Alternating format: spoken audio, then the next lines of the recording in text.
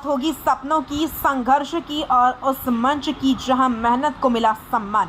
प्रयागराज से आई एक ऐसी तस्वीर जो सिर्फ सम्मान समारोह नहीं बल्कि विकसित भारत की नींव रखती दिख रही है।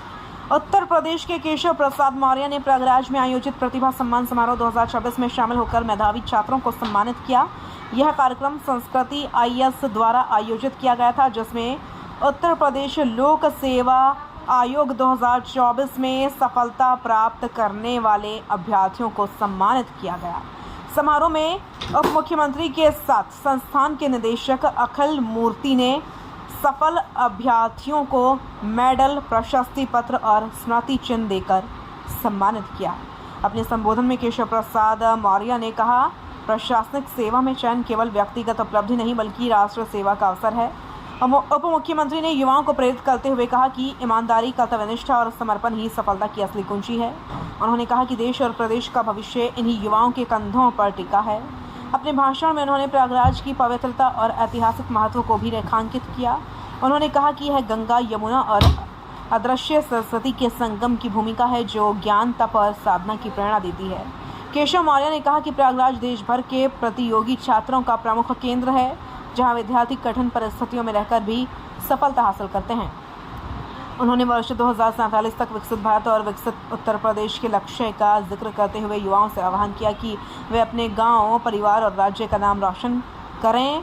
उप मुख्यमंत्री ने कहा कि वर्तमान सरकार भर्ती प्रक्रियाओं में पारदर्शिता और निष्पक्षता सुनिश्चित कर रही है। उन्होंने यह भी स्पष्ट किया कि किसी भी प्रकार की अनियमितता पर सख्त कार्रवाई की जाएगी। इस कार्यक्रम की एक बड़ी खासियत रही संस्कृति IAS द्वारा फंडामेंटल कोर्स की शुरुआत, जिसे मात्र ₹1 की टोकन राशि पर छात्रों के लिए उपलब्ध कराया गया है।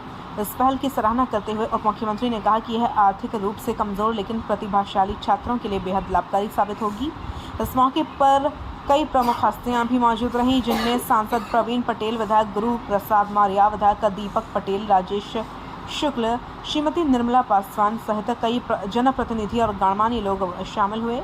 साथ ही संस्थान के वरिष्ठ शिक्षक CBP श्रीवास्तव, AK अरुण राजकुमार और KP द्विवेदी भी कार्यक्रम में उपस्थित रहे। सम्मानित अभ्यर्थियों ने अपनी सफलता का श्रेय अपनी मेहनत, शिक्षकों के मार्गदर्शन और संस्थान के सहयोग को दिया। मुख्यमंत्री ने युवाओं से कहा, असफलता से निराश न हो, क्योंकि लगातार प्रयास और दृढ़ संकल्प ही सफलता की असली कुंजी है। प्रयागराज से उठी यह प्रेरणादायक कहानी सिर्फ सम्मान की नहीं बल्कि उस संकल्प की है जो भारत को 2047 तक विकसित राष्ट्र बनाने का सपना देख रही है। क्या ये युवा उस सपने को साकार कर पाएंगे? क्या ये पहल देश की दिशा बदल देगी?